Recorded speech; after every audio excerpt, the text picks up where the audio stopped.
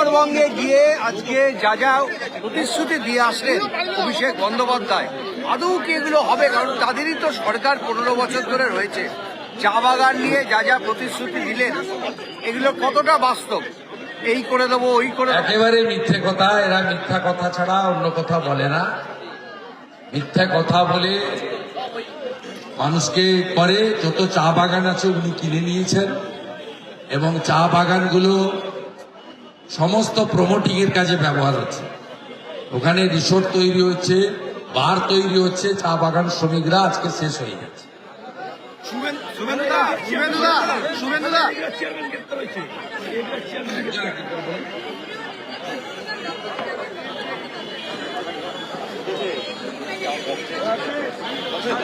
গেছিলেন তো 31 তারিখ, আবার যান, অসুবিধা নেই, ডেলি যান। শাহরুখ খানের কেকেআর টিমে বাংলাদেশি প্লেয়ারকে অবশ্যই সরানো হলো। শাহরুখ খান তো মালিক, তাকে সরানো হচ্ছে না কেন? কেকেআর টিমে আমি স্পোর্টস নিয়ে মন্তব্য করবো না। স্পোর্টসটা স্পোর্টসের মতো থাকতে দেন। বিসিসিআই দেখছে, এটা রাজনীতির মধ্যে আনবেন না। আমরা চাই না খেলার মাঠে রাজনীতি। অভিষেক বলছেন আশেপাশের রাজ্যে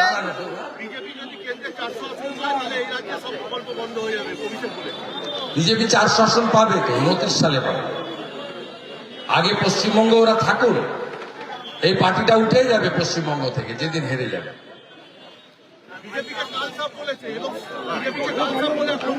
এই জন্য তো বলেছি, যত এখানে ওদের নোংরামি আছে সেটা পরিষ্কার করতে বলেছি। আমি বলেছি যত গন্ধা মাল ওদের আছে এখান থেকে পশ্চিমবঙ্গ থেকে পরিষ্কার করতে, সেই কথাই আমি বলেছি।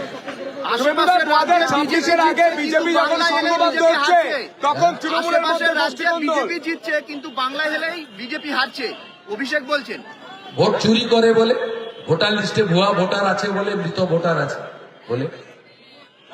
আমরা পরিচ্ছন্ন ভোটার লিস্ট নিয়ে যাব এবং ইলেকশন কমিশনের দায়িত্ব মানুষকে প্রোটেকশন দেওয়া, এবং আমরা জিতব।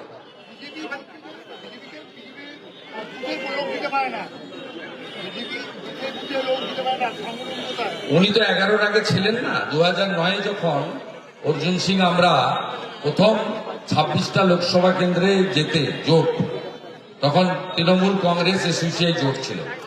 সেদিন 20% বুথেও ওদের লোক ছিল না। এখানে দীনেশ ত্রিবেদী জিতেছিল, এখানে তড়িৎ তোপদারজি সব বুথের এজেন্ট বসিয়েছিল, আর জিতেছিল কিন্তু সেই দিন সিপিএম এর বিরুদ্ধে ভোট হয়েছিল।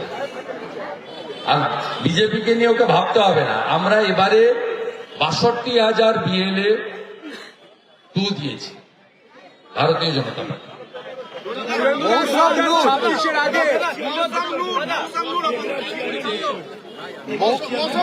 এটা ওদের আভ্যন্তরীণ বিষয়, কিন্তু আমার মনে হয়েছে মিথ্যা অভিযোগে গ্রেপ্তার করানো হয়েছে, ওকে স্যারেন্ডার করানো হয়েছে।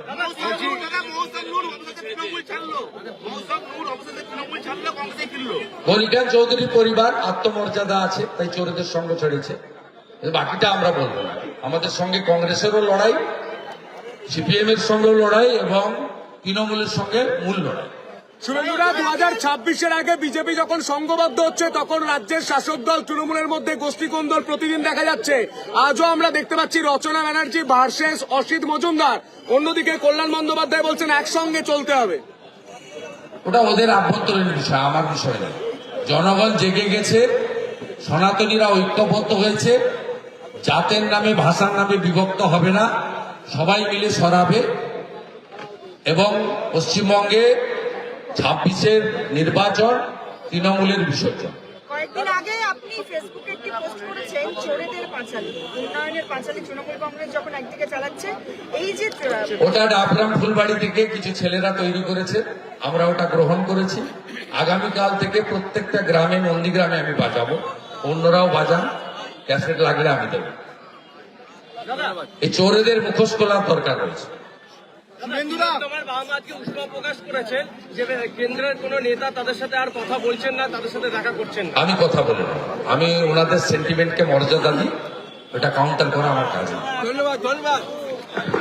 আমাদের ভিডিও ভালো লাগলে লাইক এবং শেয়ার করুন।